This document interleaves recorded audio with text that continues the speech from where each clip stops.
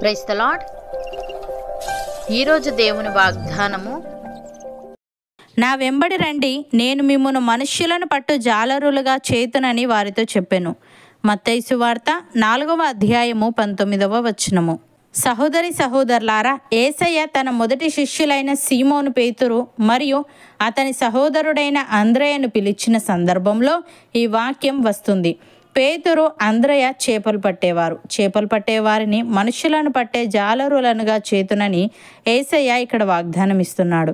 ప్రియులారా, మనుషులను పట్టే జాలరులుగా చేయడం అంటే శిష్యుడు తన ప్రయోజనం కోసం మనుషుల్ని వలలో చిక్కించుకోవడం కాదు. క్రీస్తు శిష్యుల పని నాటికి నేటికి మనుషులను పాపం నుండి మళ్లించి క్రీస్తు చెంతకు శాశ్వత రక్షణకు తీసుకురావడమే. భూమిపై చేయగలిగిన అత్యంత ఘనకార్యం ఇదే. శిష్యులను మనుషుల్ని పట్టే జాలరులుగా చేసేది క్రీస్తే. ఇది వారి స్వభావాల్లో నుంచి రాదు. తమ స్వశక్తితో దీన్ని వారు సాధించలేరు. వారు క్రీస్తును అనుసరిస్తూ ఉండగా ఆయన వారిని అలా తయారు చేస్తాడు. ఆయన మార్గాన్ని అనుసరించి ఆయన ఉపదేశాలను విధేయతతో వింటూ ఆయనిచ్చే ఆత్మను పొందుకుంటే అలా జరుగుతుంది. అపోస్తలుల కార్యములు పుస్తకంలోనూ వారు రాసిన లేఖల్లోనూ వారు మనుషుల్ని పట్టే గొప్ప జాలరులుగా తయారైన సంగతిని చూడగలం.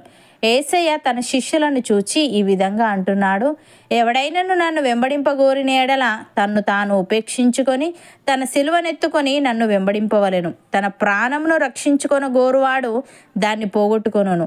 నా నిమిత్తము తన ప్రాణమును పోగొట్టుకొనువాడు దాన్ని దక్కించుకొనును.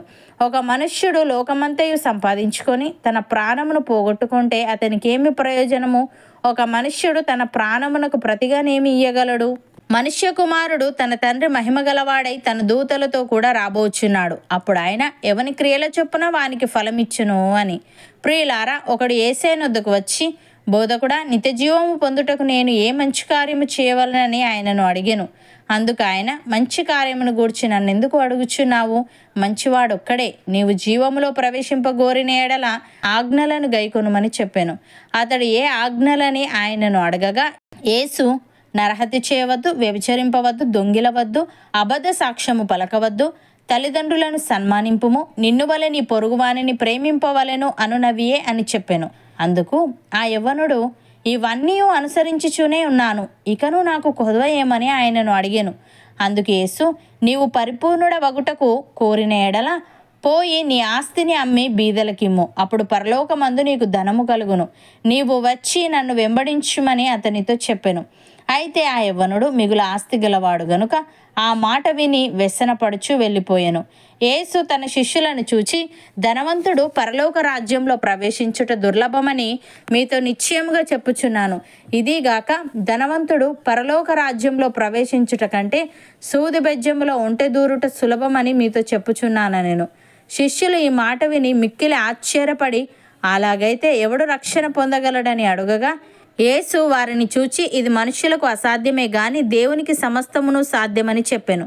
పేతురు, ఇదిగో మేము సమస్తమును విడిచిపెట్టి నిన్ను వెంబడించితిమి గనుక మాకేమి దొరుకునని ఆయనను అడగగా, యేసు వారితో ఇట్లనెను, పునర్జననమందు మనుష్య కుమారుడు తన మహిమగల సింహాసనము మీద ఆసీనుడై ఉండునప్పుడు నన్ను వెంబడించిన మీరును 12 సింహాసనముల మీద ఆసీనులై ఇజ్రాయేలు 12 గోత్రముల వారికి తీర్పు తీర్చుదురు. నా నామము నిమిత్తము అన్నదమ్ములనైనను, అక్క చెల్లెండ్రనైనను, తండ్రినైనను, తల్లినైనను, పిల్లలనైనను, భూములనైనను, ఇండ్లనైనను విడిచిపెట్టిన ప్రతి వాడును 100 రెట్లు పొందును. ఇదిగాక నిత్యజీవమును స్వతంత్రించుకొనును అని. సహోదరి సహోదరులారా, దేవుని యొక్క స్థిరమైన పునాది నిలకడగా ఉన్నది. ప్రభు తన వారిని ఎరుగును అనునదియు, ప్రభు నామమును ఒప్పుకొను ప్రతి వాడును దుర్నీతి నుండి తొలగిపోవలెను అనునది దానికి ముద్రగా ఉన్నది.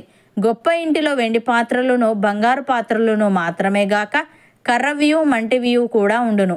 వాటిలో కొన్ని ఘనతకును కొన్ని ఘనహీనతకును వినియోగింపబడును. ఎవడైనను వీటిలో చేరక తన్ను తాను పవిత్రపరచుకొని ఎడల వాడు పరిశుద్ధపరచబడి యజమానుడు వాడుకొనుటకు అర్హమై ప్రతి సత్కార్యమునకు సిద్ధపరచబడి ఘనత నిమిత్తమైన పాత్ర అయి ఉండును. అవును అన్నవారు నాతో పాటు ప్రార్థనలో ఏకీభవించండి. పరిశుద్ధుడా, ప్రేమగల తండ్రి, నా వెంబడి రండి, నేను మిమ్మల్ని మనుష్యులను పట్టు జాలరులనుగా చేతునని. మనుష్యులను పట్టడం అంటే మనుషులను పాపం నుండి మళ్లించి నీ చెంతకు అనగా శాశ్వత రక్షణకు తీసుకురావడమేనని నీవు తెలియజేశావు. తండ్రి నీకు స్తుతులు. దేవా, మేము నీ పిలుపుకు లోబడి మమ్మల్ని మేము ఉపేక్షించుకొని మా సిలువనెత్తుకొని నిన్ను వెంబడించే వారంగా ఉండుటకు సహాయము దయచేయమని, నీ నామము నిమిత్తము మేమేది విడిచిపెట్టినా 100 రెట్లు పొందుదుమని, ఇదిగాక నిత్య జీవమును స్వతంత్రించుకుందామని నీవు తెలియజేశావు గనుక మేము సమస్తమును విడిచిపెట్టి నిన్ను వెంబడించే వారంగా ఉండుటకు కృపచూపమని, నీవు వాడుకొనుటకు అర్హమై ప్రతి సత్కార్యమునకు సిద్ధపరచబడి ఘనత నిమిత్తమైన పాత్రలమై ఉండే భాగ్యం మాలో ప్రతి ఒక్కరికి నీ దయచేయమని యేసుక్రీస్తు నామమున ప్రార్థిస్తున్నాము తండ్రి. ఆమెన్.